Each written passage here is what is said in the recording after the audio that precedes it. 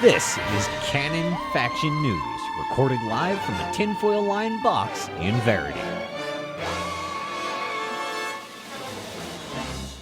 A good relative time part to everyone. This is Commander Larzok, and welcome to Canon Faction News. It has been an exciting week in the galaxy, both at home in Verity and in the galaxy at large. In news from Colonia, the Canon have voted on the new name for our holdings there. The branch name suggested by Commanders Iron Anode and Buck Satan, Canon Deep Space Research, has won out. The system name suggested by Commanders Hugo Ross and Spur XXX, New Verity, came out on top. And the base name suggested by Commander Horus, the Large Biscuit Collider, took the most votes. But sadly, this final one has been rejected by Colonia officials, and a special emergency vote has been scheduled. We here at CFN thank everyone for their participation in voting, and wish our far-flung brothers and sisters many fruitful hours of research and discovery in Colonia, and look forward to the excitement that this will inevitably bring. In local news this broadcast, the Canon Operations Division asked those available to report to Noon Jedis and begin running missions and turning in Canon-issued bounties, so we can help to put the Noon Jedi Independent Consulate in their place, as they have been holding much-beloved science biscuits from the local populace. Canon is also experiencing a period of extended economic boom, and now is your chance to take advantage of the extra profits this entails. Report to the Chacobog system and visit our surface port at Finney Holdings. From there you will be able to access a number of high-paying missions and flush passengers. Finney Holdings also requests your exploration data at their Universal Cartographics office, and will redeem any galactic superpower bounties as well. And finally, the Operations Division would like to thank everyone for assisting in the recent expansion to the Umdalib Aloof system. If you find yourself in the neighborhood, you may begin accepting Canon missions from the new Canon contract offices there. The Operations Division congratulates all members on helping spread the good news of the biscuit to yet another system, this recent being the 12th such system to begin enjoying the brain power boosting snack. With any luck in the near future, revenues from the expanded sales of the biscuits will allow Canon to purchase controlling interest in one of the local stations. In Guardians news, the total number of Guardian sites has risen to 5 within the past week. New sites have been discovered in IC-2391 Sector ZE-A D101 Planet C3, Sinufi XO-P C22-17 Planet C1, and Sinwef ZL-J D10-119 Planet 9B. Currently, 2 configurations have been cataloged. Guardian Site 3 and Guardian Site 5 locations have been dubbed the Alpha configuration, which contain earlier data in the Guardian's chronology, while Guardian Sites 1, Guardian Sites 2, and Guardian Site 4 are designated the Beta configuration, covering the middle period of their recorded history. The esteemed Ramtas suspects there are more of these sites scattered around the region, but as yet has been unable to narrow down the possible locations. So the search continues for more ruins, and what will inevitably be dubbed the Gamma configuration. For more information on current developments, curious parties are directed to the Canon Comms Network, where scientists and explorers of all stripes can share their data and discuss all manner of science and tinfoil hat theories that will help keep you warm in the cold, airless, and altogether beige depths of alien solar systems. In galactic news, an interesting story is unfolding in regards to the Col 70 sector and the peculiar events surrounding the Rican organization.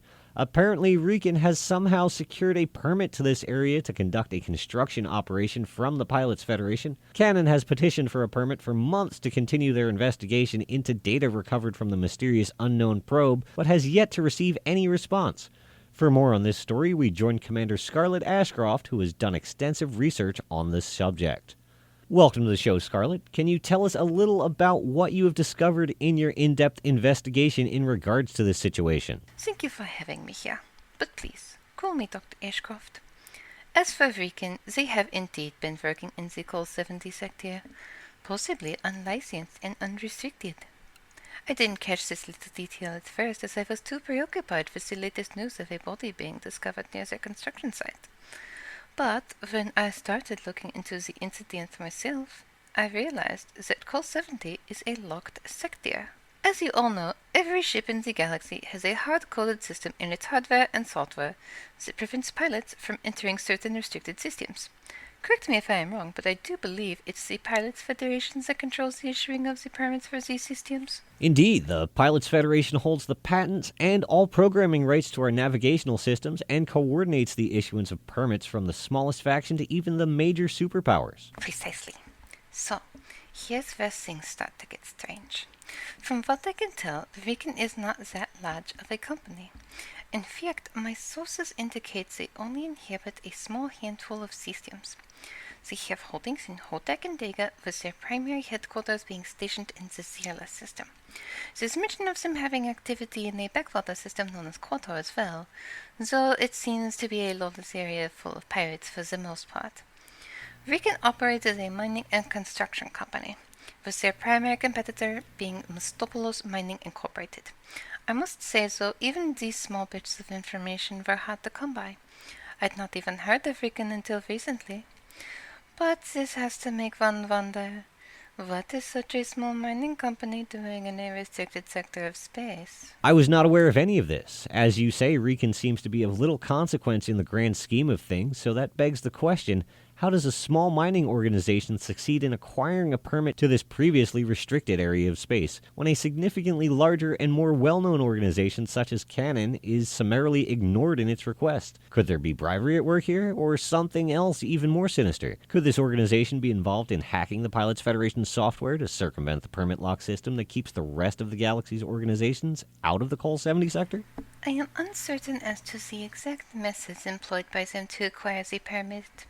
What I am certain of, however, is they are not working alone. Riken lacks the funds to put on the table for a bribe to even be considered, and with their primary focus being construction and mining, I doubt they have the technical know-how to hack a ship's systems like that. So, if Riken is not directly responsible for the acquisition of their permits, then who could have acquired them on their behalf? I'll tell you who. The Sirius Corporation. That is a bold accusation, Dr. Ashcroft. What leads you to believe that Sirius Corporation, one of the oldest and well-known organizations in the galaxy, could be behind this? Could this have something to do with their recent buyout of the Metadrive Corporation and subsequent stifling of a new form of drive technology that could open up a new era of exploration and discovery? That's possible, sure. Perhaps there's a new fuel source out there with incredible properties well suited for hyperspace travel. Maybe that's what the unknown probes were leading to. What their motivations are, I do not know. What I do know is Riken has many times in the past called upon the Sirius Navy for military protection. Sirius also supplies a large portion of their mining equipment. Not only that, but the Sirius Corporation is the only possible candidate I can think of that would have the capability to acquire a permit to a locked sector before anyone else. Now, I can't say for certain whether they did this through legal processes or through illegitimate techniques. But if such permits are in circulation, then I demand the Pilots Federation release them to the public. We have as much right to that area of space as they do, and they should not be permitted to monopolize it. This is very interesting, Doctor. Could it be possible that Riken is a shadow subsidiary of the Sirius Corporation, an easily disavowed child of the parent corporation, should the proverbial guano hit the fan? I don't know. They are small, but they have been around for some time. As it stands, I don't have any concrete evidence to bring forward at this moment. However, before we go, I'd like to leave our listeners with this thought. Let's forget about Sirius for a moment. As far as we are aware, Riken Construction and Mining are the only known organization with a permit to the locked Col 70 sector. This means it is absolutely impossible for anyone else to enter the sector due to the brilliant design of the Pilots Federation permit system. Assuming all of this to be true, one must ask, whose body did they really recover from the construction site? Hopefully the answer to that question will soon be revealed, along with the answer to how they secured access to Col 70 in the first place. Thank you for your time, Dr. Ashcroft. We look forward to further revelations in regard to this story, and we'll certainly have you back on the program if you're willing. If I hear more, you will be the first to know. Thank you for having me on this show tonight. It was a pleasure.